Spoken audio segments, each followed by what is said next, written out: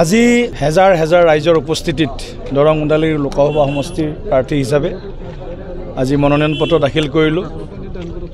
মুখ্যমন্ত্ৰী মহোদয়ৰ গৰিমাময় উপস্থিতি আৰু তেখেতৰ উদাত্ত ভাষণে তিনিওটা দলৰ কাৰ্যকৰ্তাক আজি দুগুণ শক্তি প্ৰদান কৰিছে।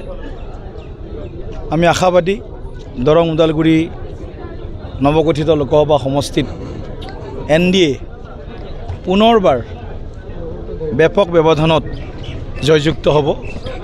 আৰু ইতিমধ্যে আজি ৰাইজৰ যিটো স্বতঃস্ফূৰ্ত সঁহাৰি, প্ৰায় লক্ষাধিক মানুহ আজিৰ এই অনুষ্ঠানত উপস্থিত হৈছে। গতিকে যি কথা আমি ভবাই নাছিলোঁ, ইমান মানুহ হ'ব বুলি আমি হয়তো কল্পনাই কৰা নাই, কিন্তু ইমান মানুহ ক'ৰ পৰা আহিছে, কেনেকৈ আহিছে আমি ধৰিবই পৰা নাই তাৰমানে কথাটো।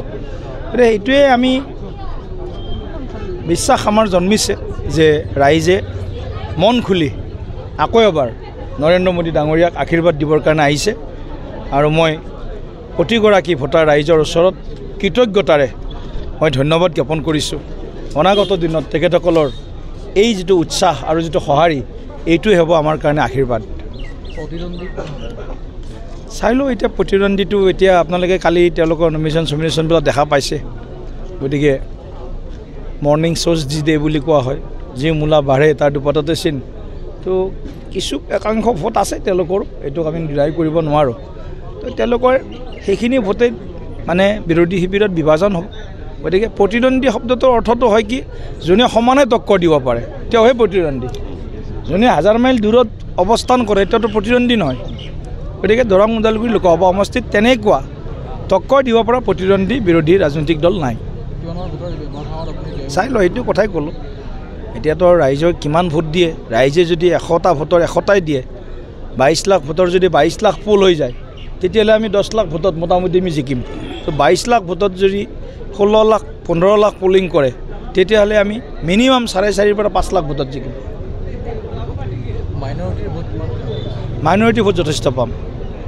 অভূতপূৰ্বভাৱে নভবা ধৰণেও কিছু অঞ্চলৰ পৰা ইছলাম ধৰ্মী সংখ্যালঘু ৰাইজৰ ভোট আমি যথেষ্ট পাম, খ্ৰীষ্টান ধৰ্মী ৰাইজৰ ভোট পাম। গতিকে সকলোৰে সবকা সাথ সবকা বিকাশ এনেকুৱা আজিৰ কাৰ্যসূচীটোতে প্ৰমাণ হৈছে যে ওদালগুৰিৰ প্ৰতিটো জাতি জনগোষ্ঠীৰ লোক কোনো বাদ পৰা নাই। সৰু বৰ সকলো জনগোষ্ঠীৰ লোক আজি আই মাতৃ, মহিলা শক্তি, যুৱ শক্তি, সকলো জ্যেষ্ঠ নাগৰিক সকলোৱে আজি উপস্থিত হৈ এইটোকে এওঁলোকে প্ৰমাণ কৰিছে যে আমি নৰেন্দ্ৰ মোদী ডাঙৰীয়াৰ উন্নয়নৰ ৰাজনীতিৰ লগত আছোঁ। কি কৈছে? কাটো আপুনি মোক নাজানে এতিয়া, কাৰ কথা পাহৰি গৈছে অসমৰ ৰাইজে এতিয়া। আৰু এতিয়া কোনো বিষয় নহয়, কাটো অলৰেডি আইন হৈ গৈছে। এজনো যেতিয়া বিদেশী আনে কাৰ কি প্ৰভাৱ পৰিব?